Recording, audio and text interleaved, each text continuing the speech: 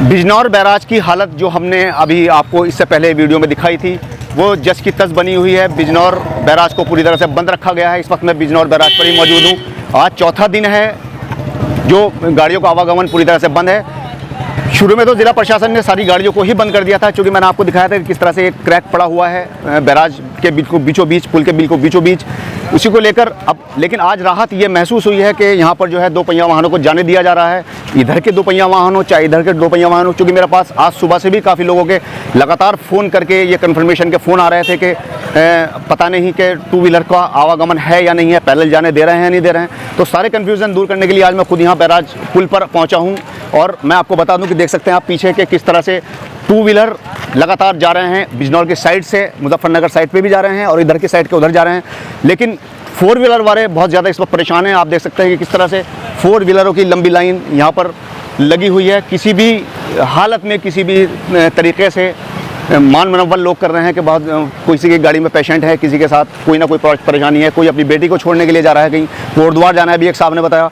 लेकिन ज़िला प्रशासन जो पुलिस प्रशासन है पूरी तरह से यहाँ पर मुस्तैद है और किसी भी हालत में किसी भी तरीके से यहाँ से गुजरने नहीं दिया जा रहा है। अभी मैं आपको बैराज के उस गेट की तरफ लेकर चलूँगा जिस साइड में एक क्रैक आया हुआ है, जिसको लेकर नेशनल हाईवे के जो अथॉरिटीज़ हैं उन्होंने भी इस बात की चेतावनी जारी कर दी थी कि इस पर हैवी वाहन ना चलाए जाएं, चूँकि दरक रही है एक तरीके से पुल। आपको याद होगा इससे पहले भी एक बार पुल ऐसे ही दरका था और इस रास्ते को पूरी तरह से बंद कर दिया गया था।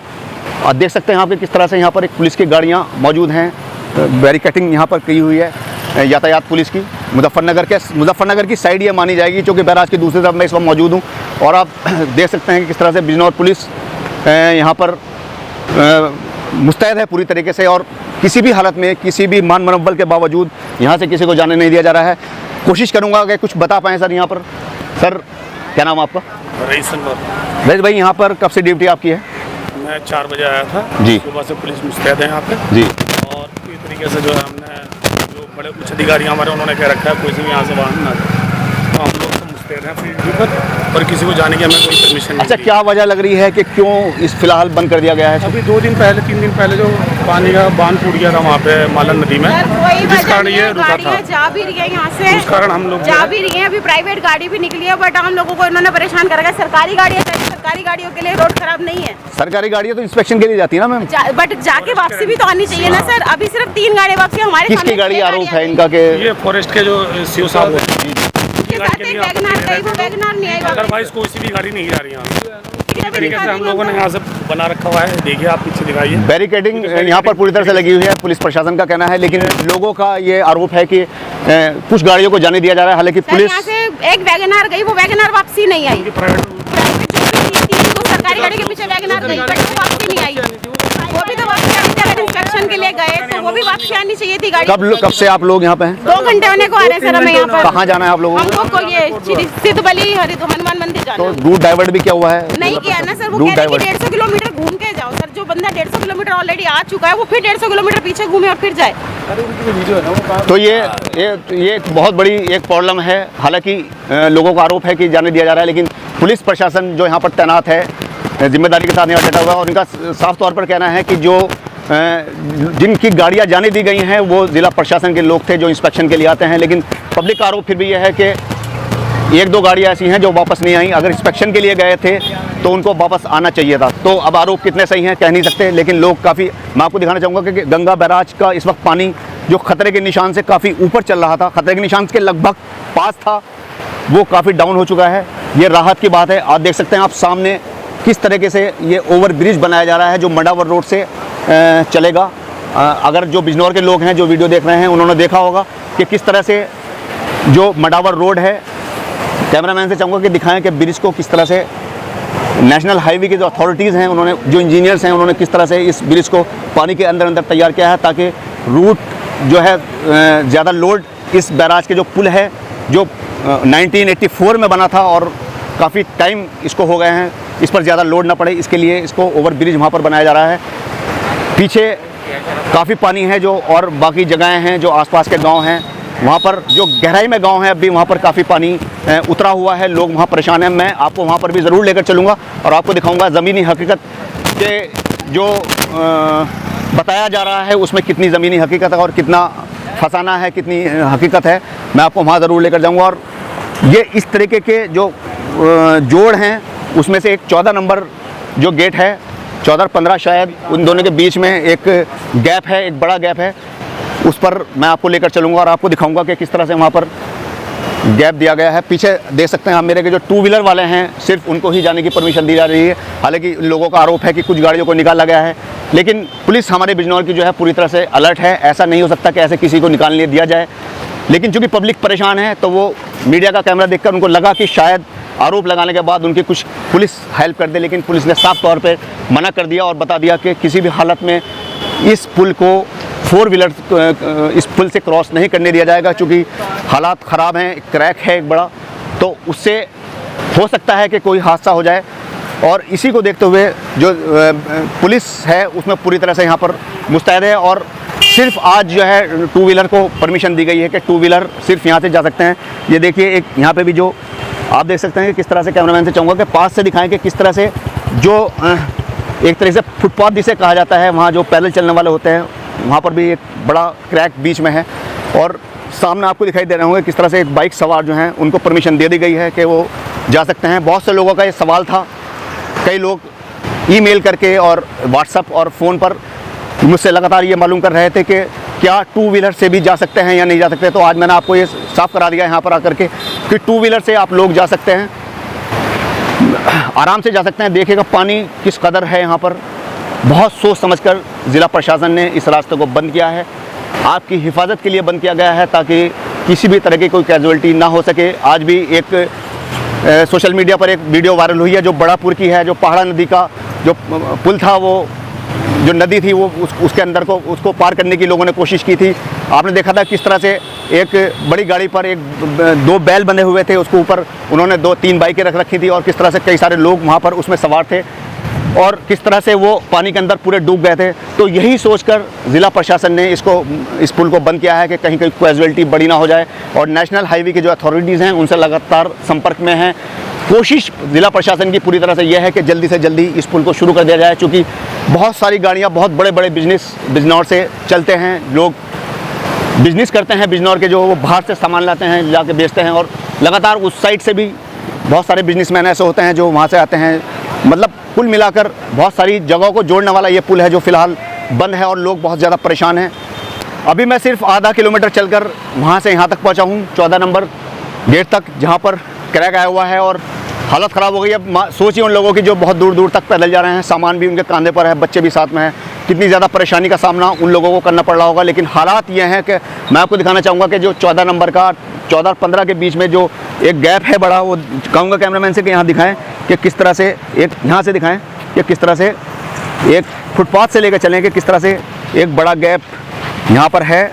और इसी के चलते यही वजह है कि सिर्फ इस रास्ते को बंद किया गया है कि यहाँ से यहाँ पे कोई हादसा ना हो जाए।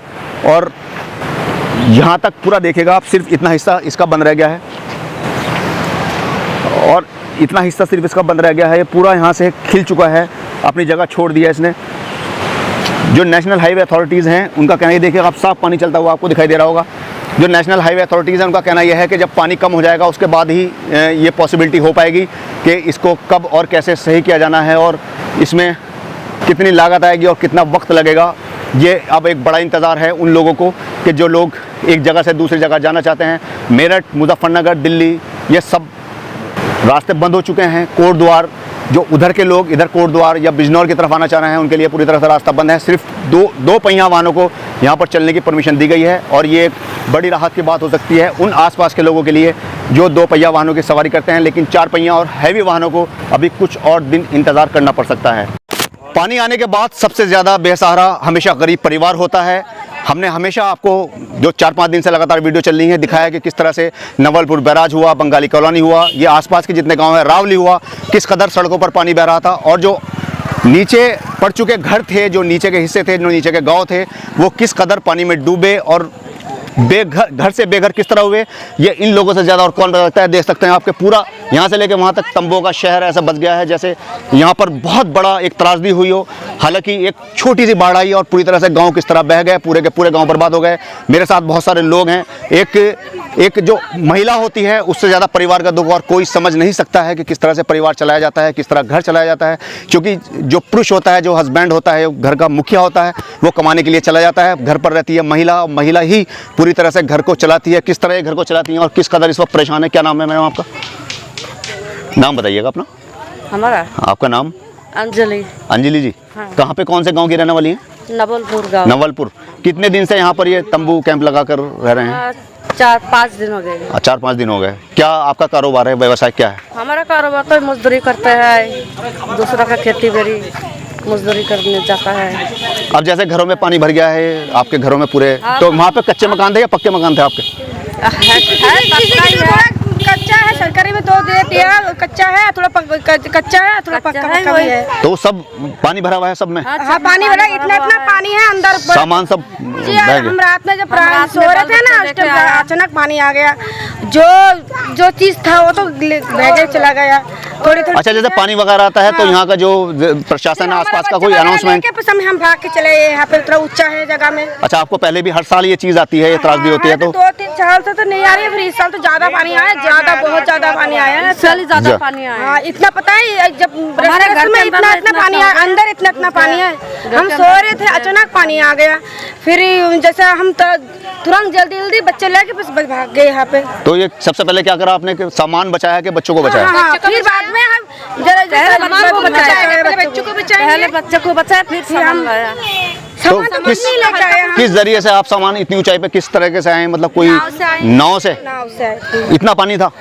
किसी नाव से आया था, किसी बस पानी में ऐसे चलते भी आए। अच्छा, कितने बजे की बात होगी लगभग रात को? 12 बजे। ये तो कोई यहाँ पर उस वक्त आपको कोई सुविधा, कोई सहायता किस तरह की मिली नहीं होगी? तो मिली है, 2 दिन के बाद मिली है। 2 दिन के बाद? हाँ, 2-3 दिन के बाद में सरकारी में दिया है, चावल दिया है, आटा दिया है, यही दिया है। जो डीएम साहब की तरफ से बांटा गया, वो कितने दिन का लगभग होगा? वो 10 दिन, 10-12 दिन का हर परिवार को मिल गया है। कितने परिवार लगभग यहाँ पर होंगे? ज्यादा नहीं मिला, किसी को मिला, किसी को नहीं मिला है। अच्छा, तो डीएम साहब ने वो अनाउंसमेंट किया है कि जितने लोग रह गए हैं वो?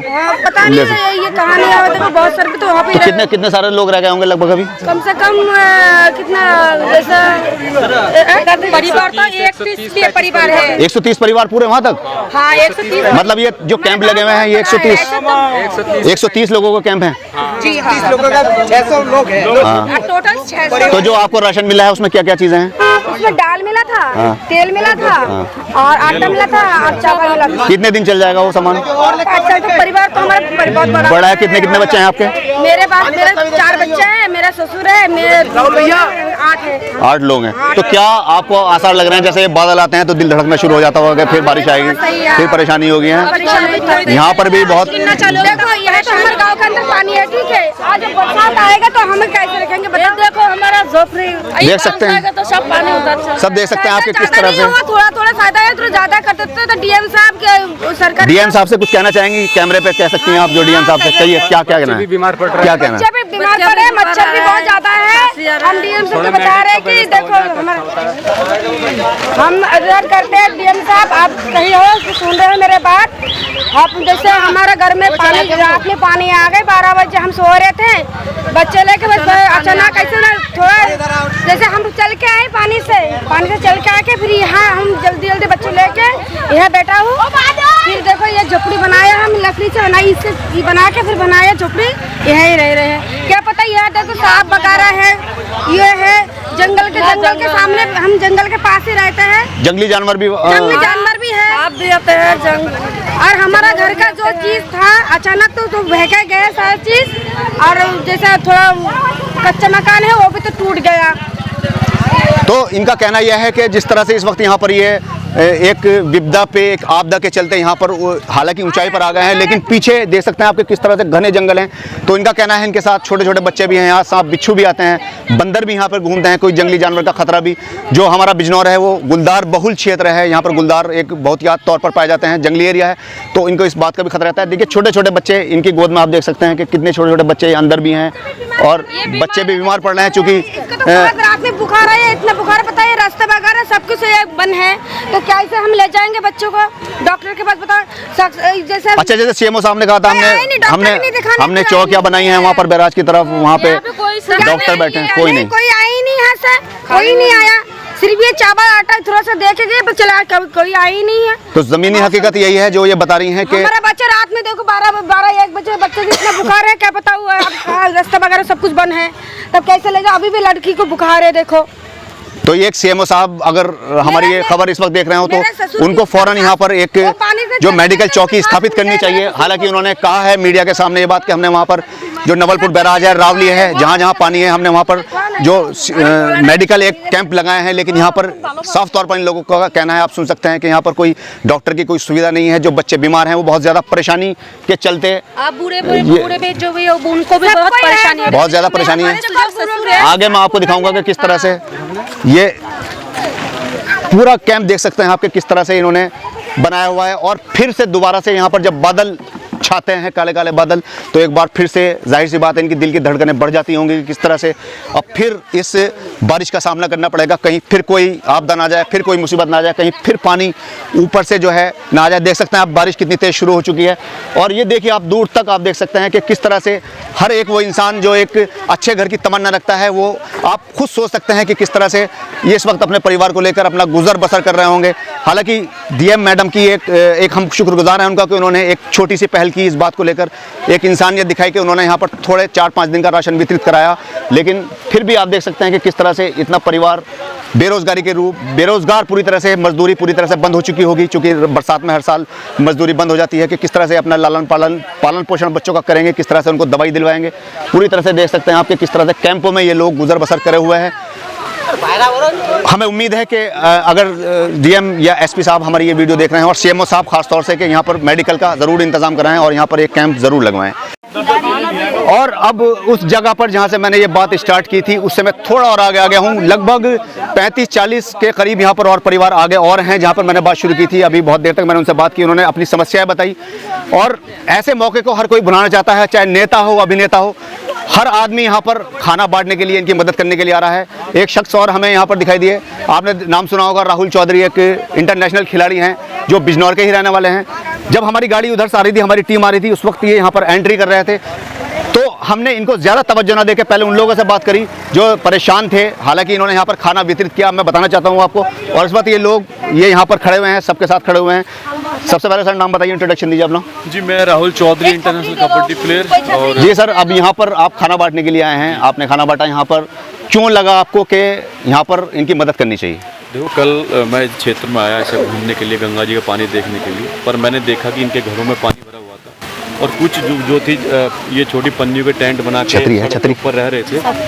और उसके बाद मैं देखा कि ये खाना वाना कहाँ बनाने, बोला यार हम बहुत दुखी है। मैंने उसे एक लेडी से बात करी कि मैं बहुत दुखी हूँ, खाना यहाँ पे नहीं आ रहा। मैंने सरकार इतनी मदद कर रही तो आप लोगों के पास राशन पहुँचा, तो उन्होंने बोला कि किसी के पास आया है, किसी के पास नहीं आया। तो मैं कहीं नहीं एज इंसानियत के नाते कि यहाँ से मैं भी, क्योंकि एक बहुत मिडिल क्लास से ऊपर आया हूँ आज मेरा। अच्छा सर, आपने आज इनको खाना बांटा, एक डब्बा दिया होगा मैक्सिमम, तो क्या आपको लगता है कि उससे इनकी ज़रूरत पूरी हो जाएगी? उससे या बहुत सारे नेता आ रहे हैं यहाँ पे?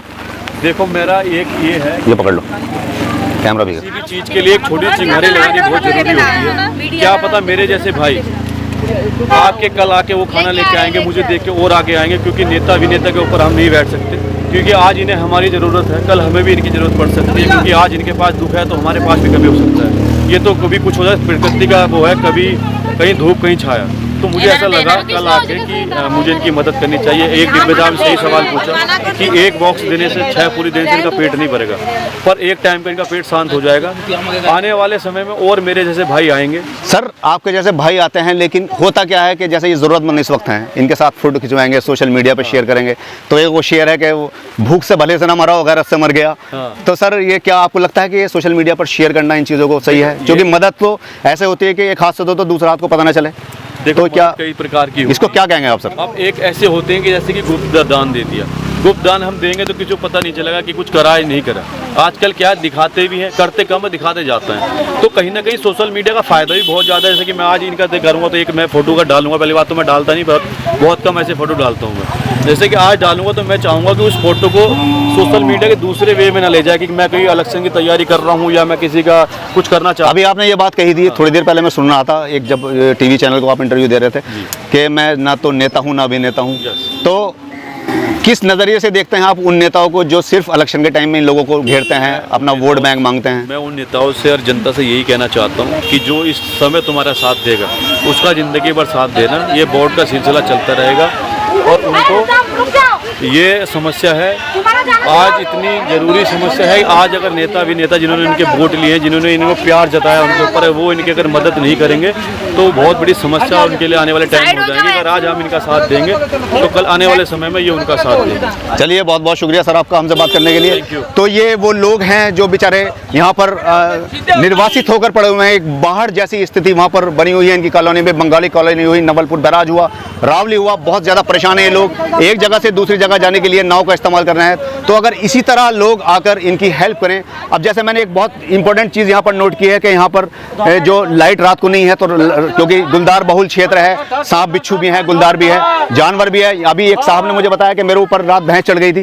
तो अगर कोई राजनीतिक पार्टी या एक सामाजिक कार्यकर्ता यहाँ पर सोलर लाइट का इंतजाम कर दे तो यहाँ पर एक बहुत बड़ी समस्या का समाधान हो सकता है। मुझे उम्मीद है कि कोई ना कोई ऐसा सामाजिक कार्यकर्ता या कोई नेता या अभिनेता इनकी हेल्प इस तरह के ज़रूर करेगा कि यहाँ पर एक सोलर लाइट लगा दी जाए ताकि इनको रोशनी में रात को कोई ज़्यादा परेशानी ना हो।